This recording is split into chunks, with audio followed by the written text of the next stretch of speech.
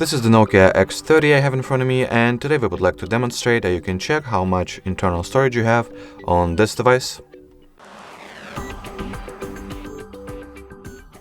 So first of all, you gotta launch settings, then enter the storage category, and at the following storage page you'll be able to check how much of your current storage is occupied over here, as well as how much of phone memory you have in total.